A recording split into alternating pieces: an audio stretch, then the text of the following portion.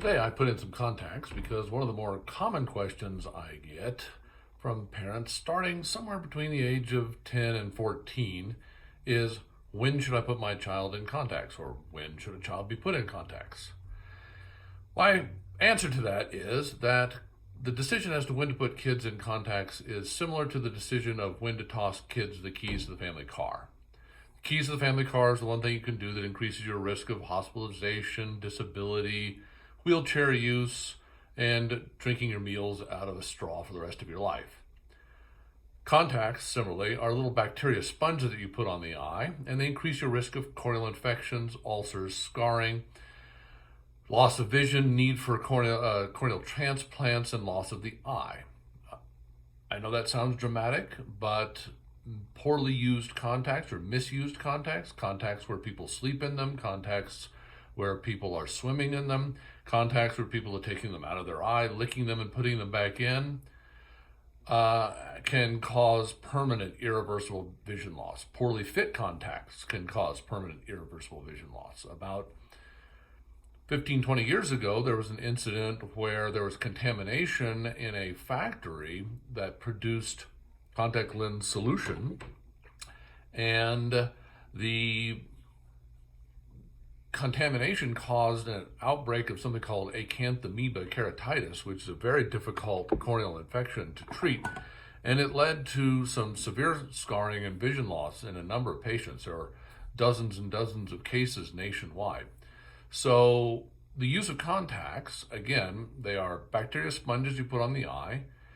Even if you do everything right, if somebody makes a mistake in a factory somewhere else and you use some solution that is contaminated, which is, again, rare but has happened, it can cause scarring and vision loss and severe sight-threatening infections.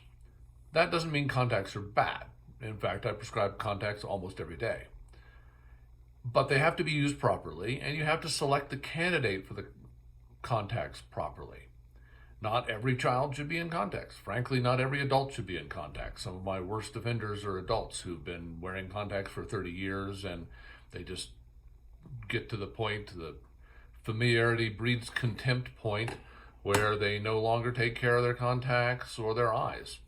And I, unfortunately, every few months do see a bad corneal infection that's contact lens related that comes through my office. So those are my thoughts on contacts. Contacts are great, but you have to select a responsible patient, and frankly, only the families can decide when the child is responsible enough to take care of their contacts.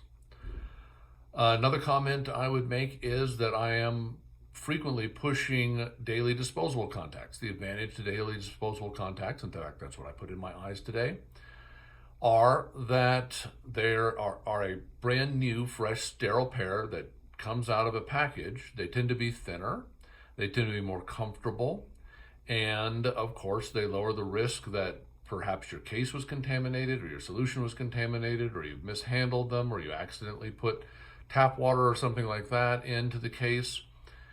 It eliminates a lot of those risk factors for corneal infections. So disposable contacts are great as an alternative. 2-week disposable contacts are good.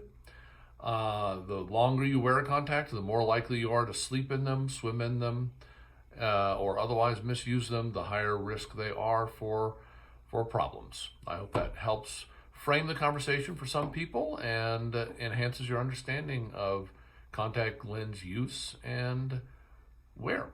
Have a wonderful day. Bye.